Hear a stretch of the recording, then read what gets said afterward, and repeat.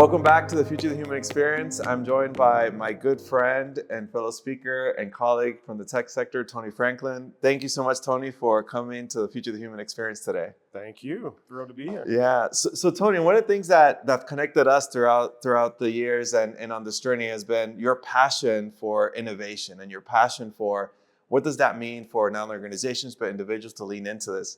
Can you tell us a little bit more about why you care about this space so much when it comes to the innovation work? Yeah, well, I'll give you the long answer, Yeah. which really has to do with my background. So I'm a military brat. Mm-hmm. And for those people that don't know what that term means, it's basically you're the child of someone that's been in the military. They call us brats. It's a endearing term, not a pejorative term. And they say that we are supposedly more resilient than civilians because we've had to move around. You have to go to new schools. You have to meet new people. And I'd like to think it's instilled in me always a desire for something new, something to be improved, not being afraid of the new experiences. And so I think about, my career at Intel, I probably had 7 or 8 jobs. In college, I think I learned to scuba dive. I was a DJ. I tinker today with all these, new gadgets. I'm always looking at what's the new gadget, the new tech gadget that's out there. And so I'm always interested in how something is improved, and more particularly how the leaders make decisions to improve them. And what I've found is many times we get so caught up in processes, we forget about the purpose.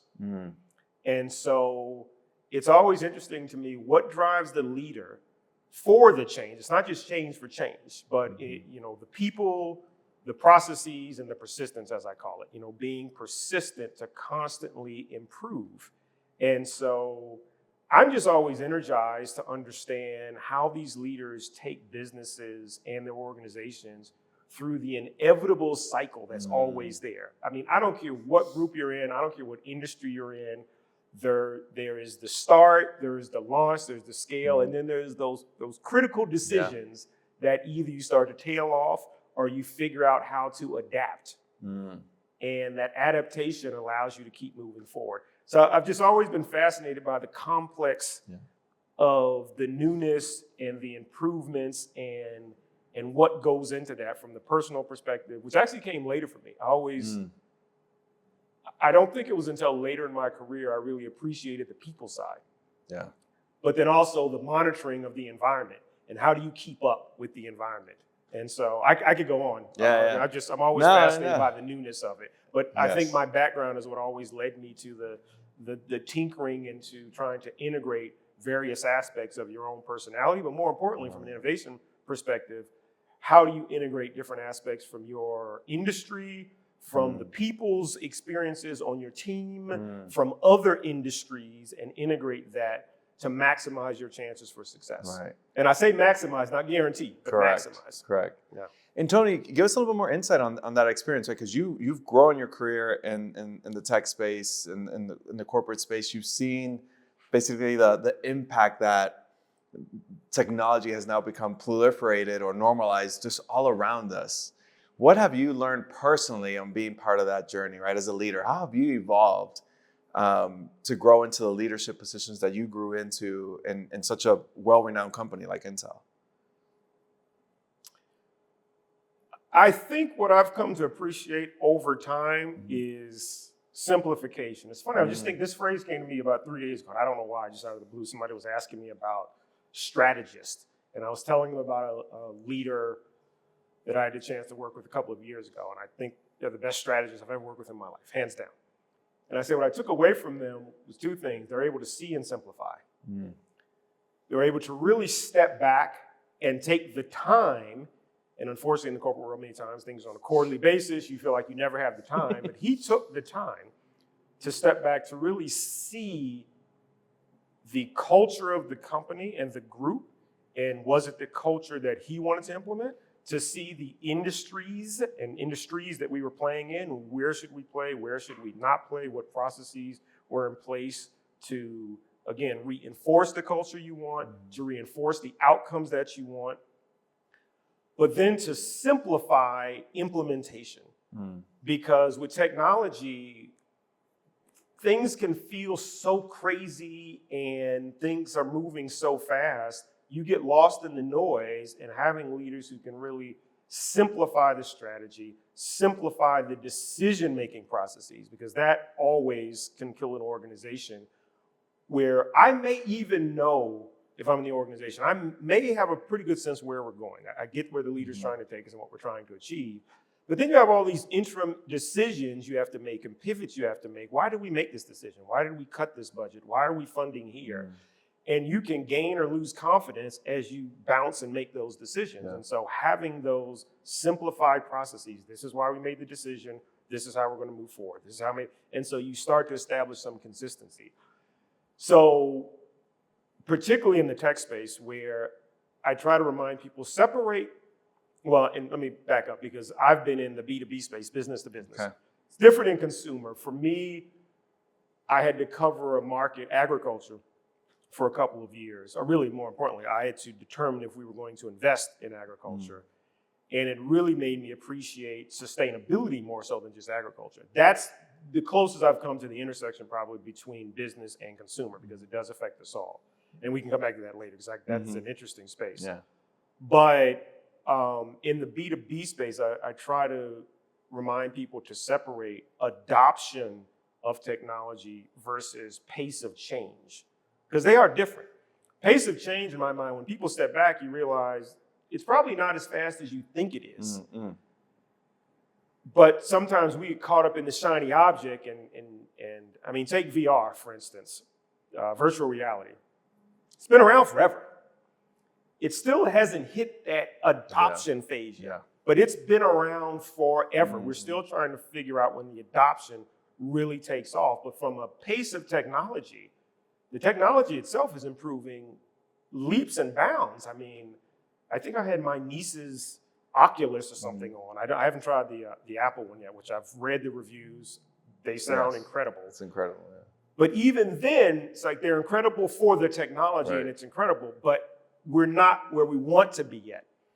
So the technology is moving really fast. Gen AI, how do we even, I should have brought it up earlier. You can't have a conversation without Gen AI. We should have started with that. So Gen AI is everywhere. But I always look at Gen AI and go, well, does anybody remember IBM's Watson? And that was, let's see, probably 2011 at least. So think about that. When did Jeopardy? Children born are in junior high now. Won Jeopardy, that's right.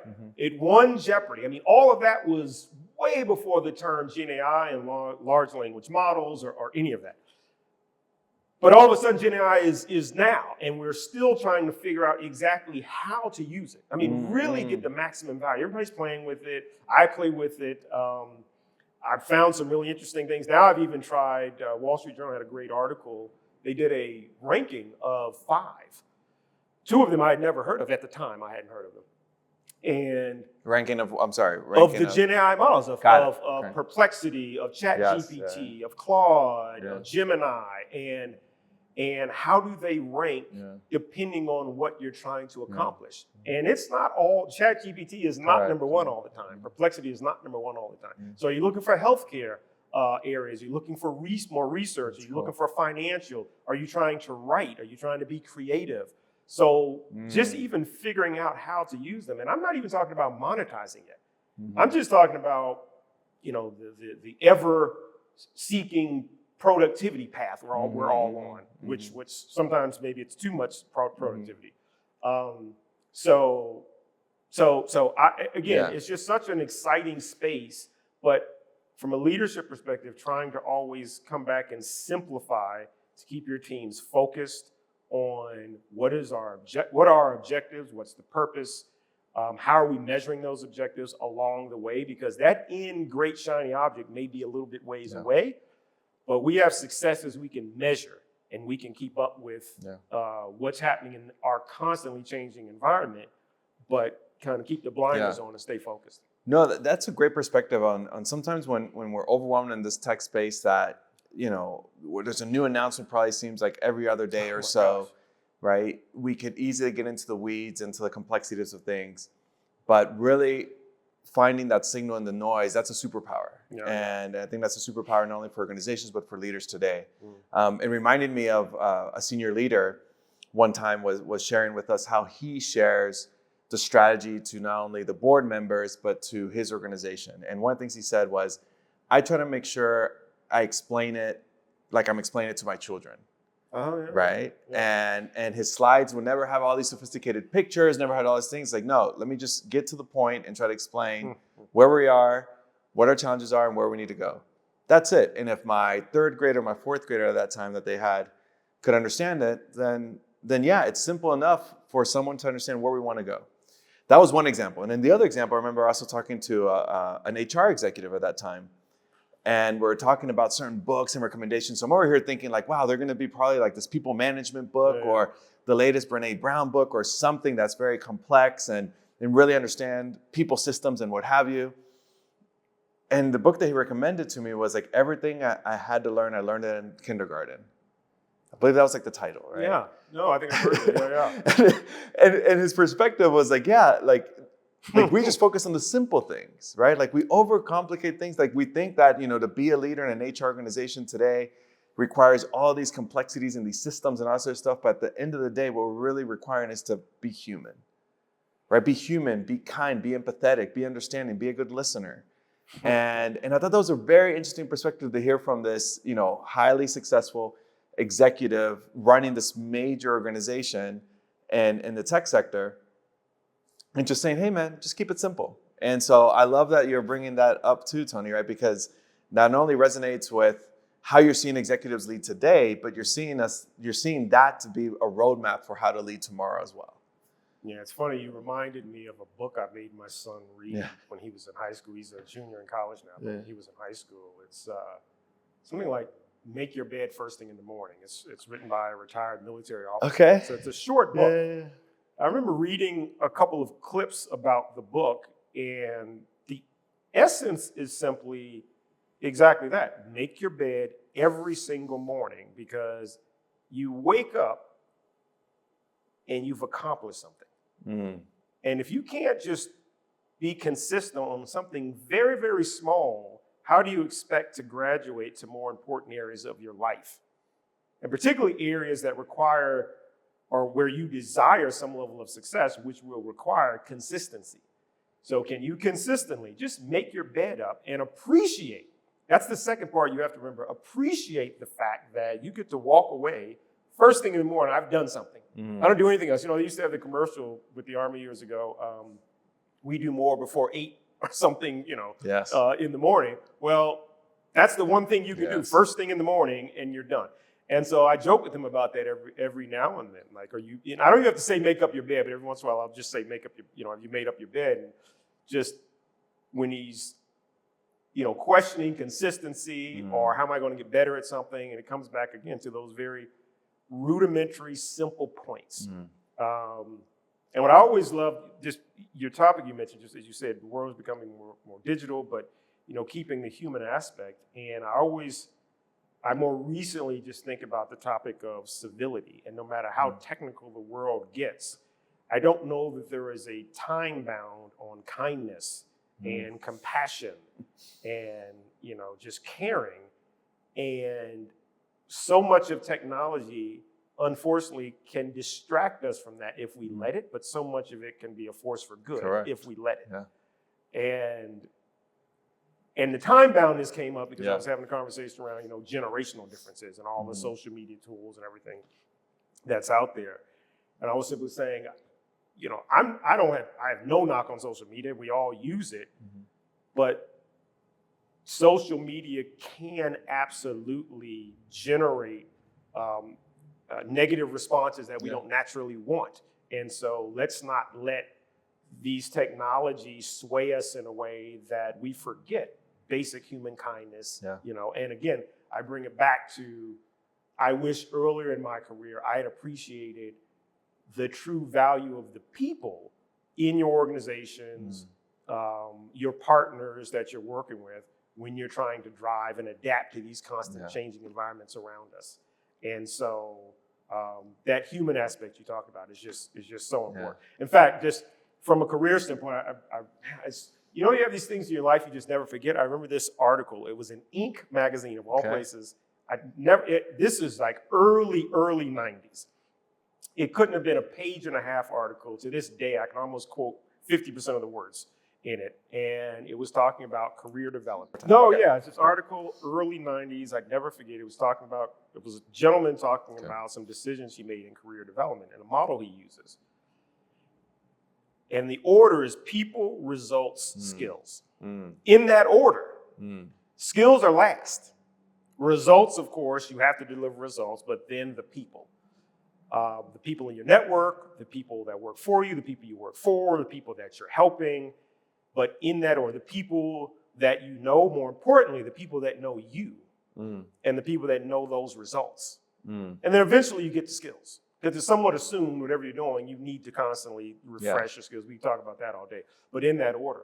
And even though I read that at such an early age and stage in my career, I have to admit, it was a few years before I got it. I mean, before I really understood it, because again, like all of us, I'm a double E electrical engineer. I got my MBA.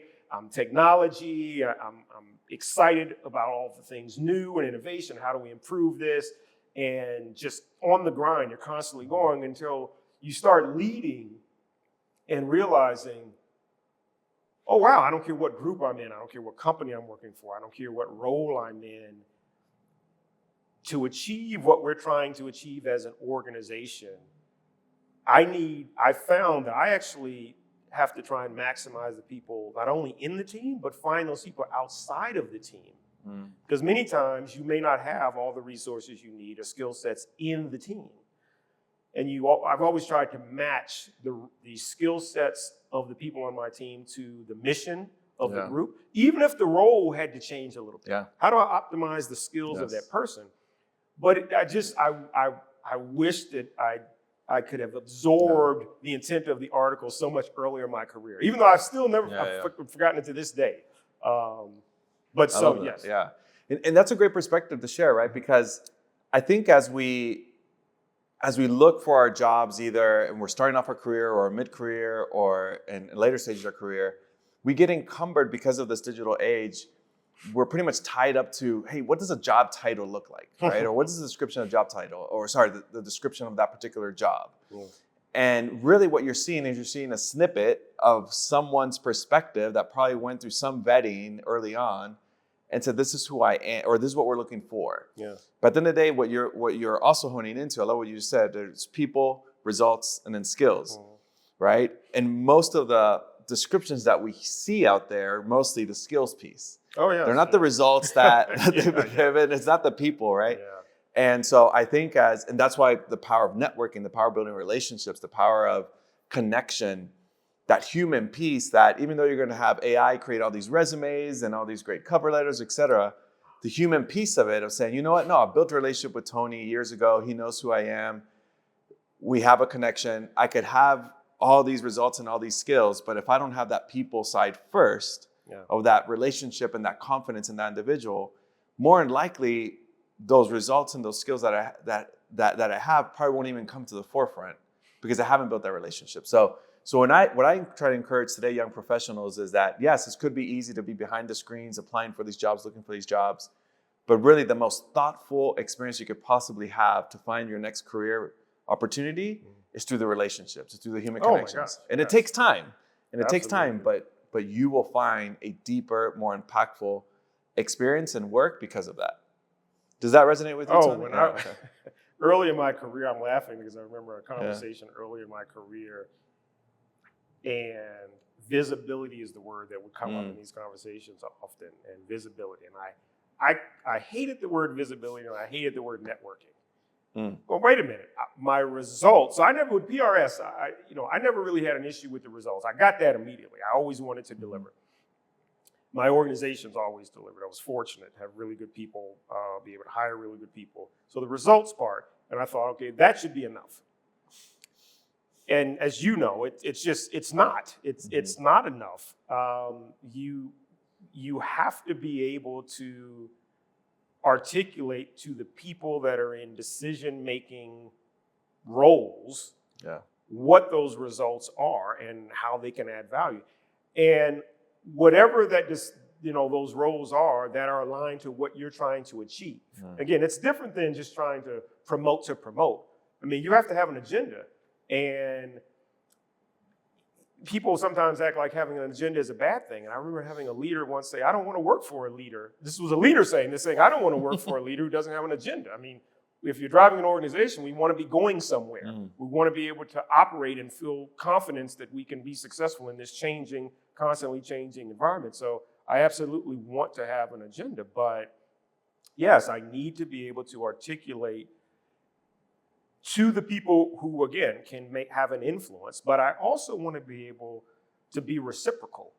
What I found that people take for granted early in their career is they don't realize the value that they are actually adding to leaders. Yes.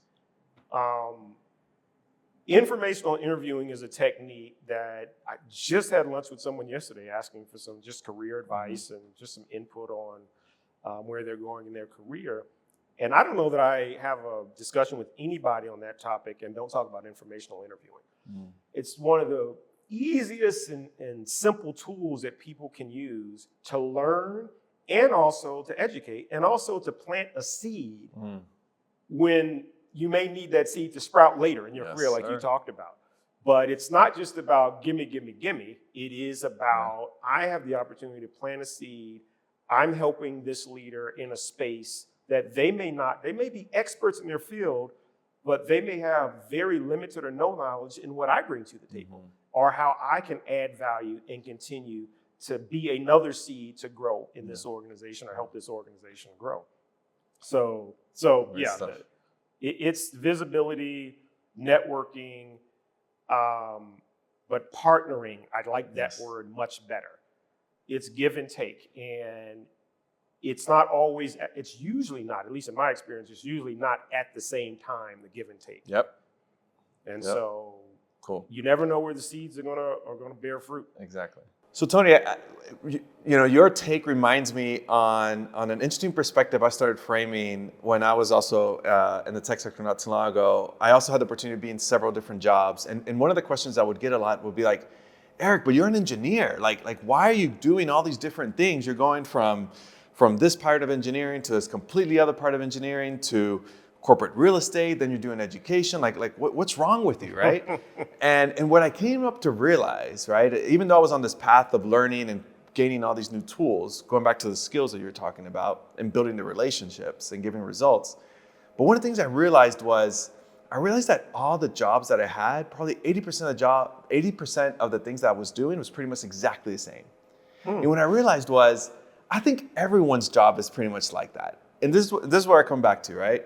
I come back to look, you're going to walk into corporate America. Your job is going to be, and correct me if I'm wrong here, your job is going to be, you have to go and solve a particular problem, go and find out some possible solutions to those problems, provide recommendations to what the solutions could be, provide your perspective on why that solution that you're recommending should be with your technical background or your expertise and what have you.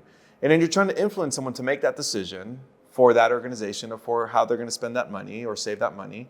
And then you're going to find a way to implement that decision, right? Or you're part of the implementation of all this has been done. And then you're probably doing that again on how it's being implemented in some form or fashion. And so I saw, in the different roles that I had, I saw myself doing that, but just in different stages, I guess, for lack of a better term, right?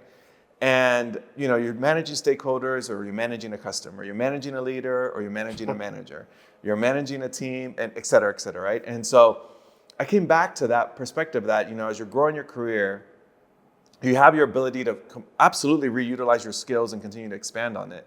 But if you step back and you're like, hey, you know what? Even though this job description or this title might look completely 180 degrees different than where I was before, the skill sets that I'm using in that space are probably not that different, right? It's an extension. Yourself, that you've been in all these different careers and all these different spaces, even though you've been in the same industry, but you've expanded in all these amazing spaces. Does that kind of resonate with you? Or where have you seen your growth area kind of be? Or how do you grow into these different roles? Or does that resonate with you? It does. Again, I would say, particularly once you're in a leadership role, a management role, which are different, but management role and then a leadership role. I was intentional about moving and trying to gain skills that allowed me to ultimately be what I thought was truly a general manager. So that general word Yeah. for some people is scary, Yes.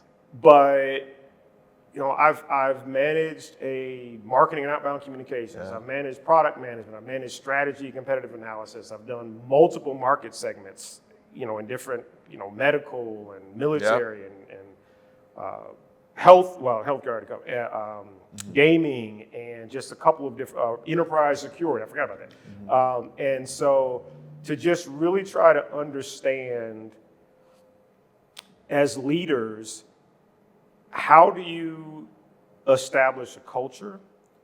One of the more practical areas, I believe, is how are you resourceful? Because at the end of the day, your organization, I don't care what you're doing, to your point about the job is the job is the job, your organization needs resources. Yes. And they're dependent upon you to help them get the resources they need to be successful in their roles. So you have to be resourceful, thus adaptable. I mean, I keep coming back to that word because to me, that's more critical in this day and age. The roles of leaders have become so complex, or they can be so complex.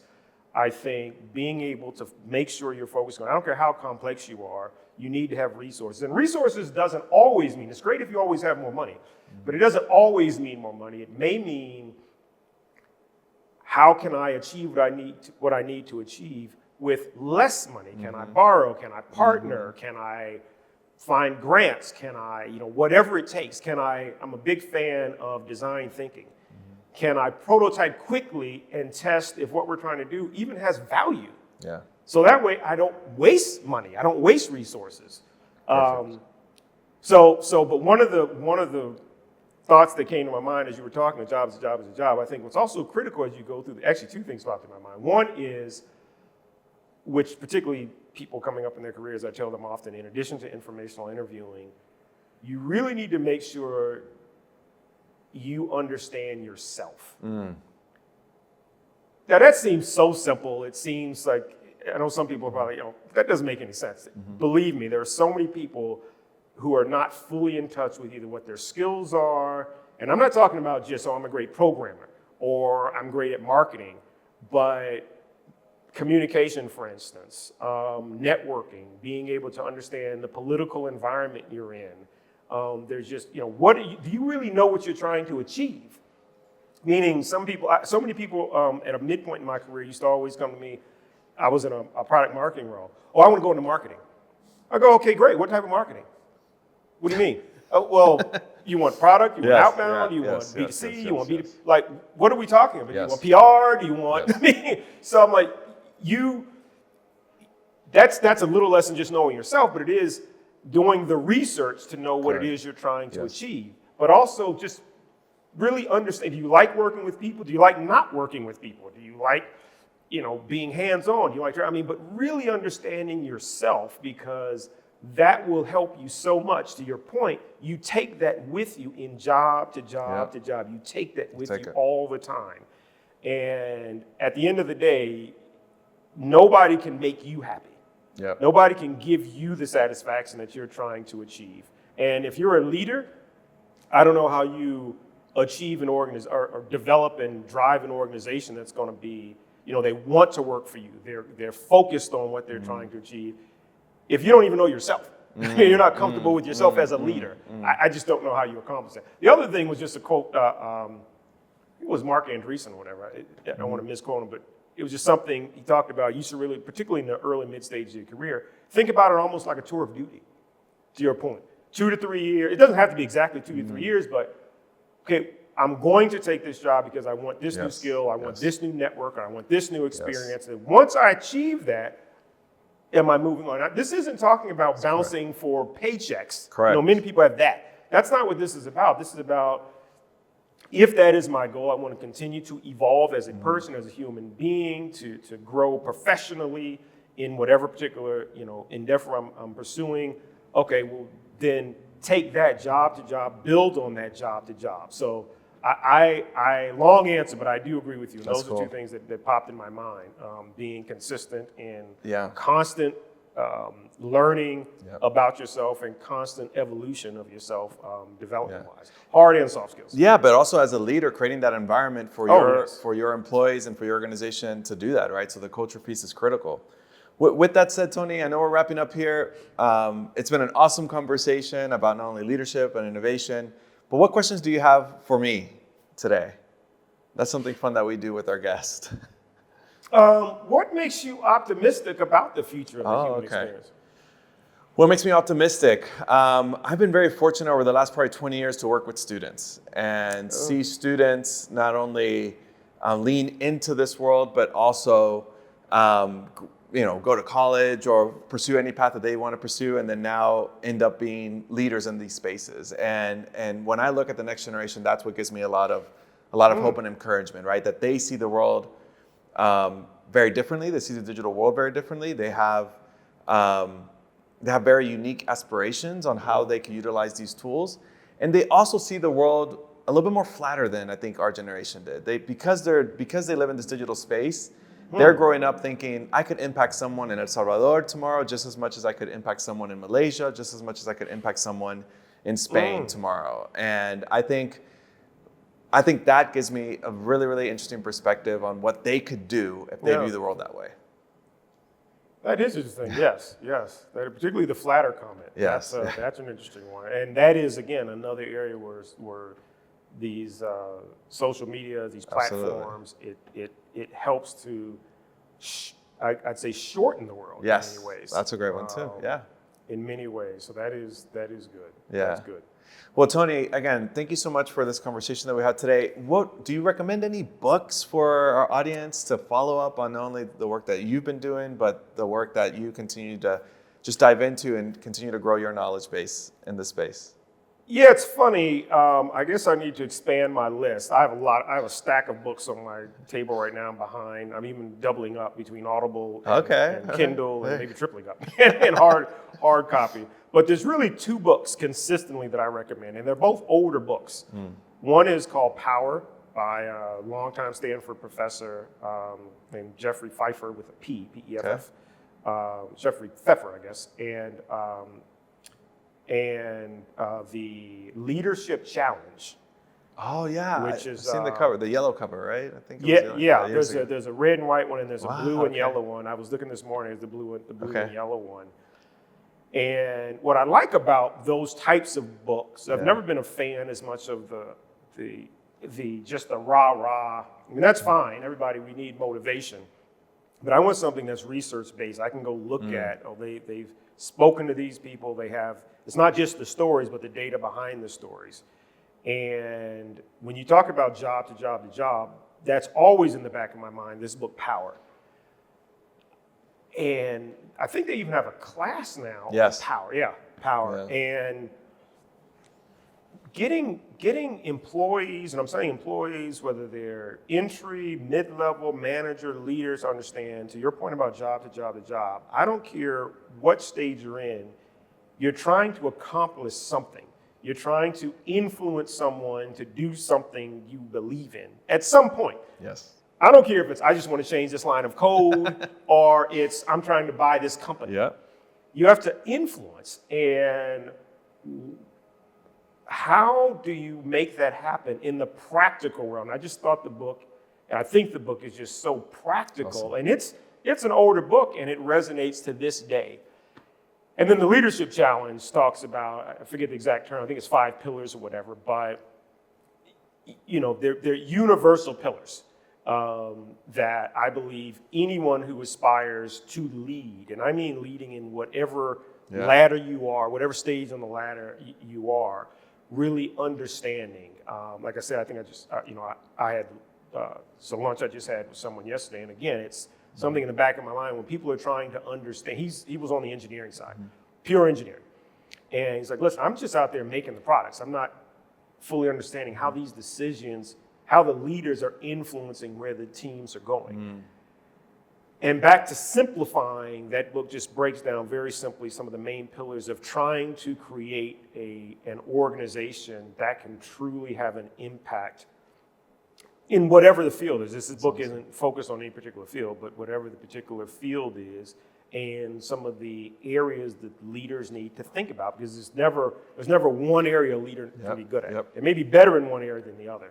And so those two books to me are almost like chemistry 101, bio 101, whatever. They're like base level that you keep coming back to. And I'll close with this. I think about them. I have a friend of mine. She's like too smart for anybody's good. I mean, PhD, physics, whatever. And I remember asking her about her PhD program, and she was saying, what was interesting when she got into the really, really difficult classes, she went back and purchased some like first level master's math books because she had to go back to just the basics. When you're trying to solve theorems at a higher level, you can't do that if you don't really have a foundation, just a really, really solid foundation to build on that. Yes. And there's a difference between I got through the class, then I really have a foundation. Yes. And that's the same thing I think about particularly in business and particularly my space, technical business, where things can become so complicated, so fast in a changing environment. How do I step back and go back to the basics? Those two books for me are the books I give for people. These are your basics. Love that. Yeah. Well, Tony, again, I think this conversation has not only been rewarding and engaging and insightful for all of us, but I think you've reminded all of us that it's about going back to the basics, right? The future of the human experience, as the world gets more digitized, we have a very unique opportunity to be more human. And thank you again, Tony, for reminding us that today. I'm very grateful not only for your friendship, but your partnership and your mentorship throughout this journey. And I'm very excited for folks to continue to stay engaged with you. How can people find you online? Easiest way is LinkedIn, Tony Franklin. Awesome. That's the easiest way. And I'm honored to be here. You've had some incredible guests. Your journey has been incredible. I wish you nothing but success. Awesome. Thank you so much, Tony. Greatly appreciate it. Thank you. Thank you. Hey, everyone. This is Eric, the host of the Future Human Experience. The reason why this podcast was created was to be a platform for others to really bring these conversations to life. So if you're enjoying this content, please like and subscribe. It will really help our channel and expose these ideas for others. Thank you.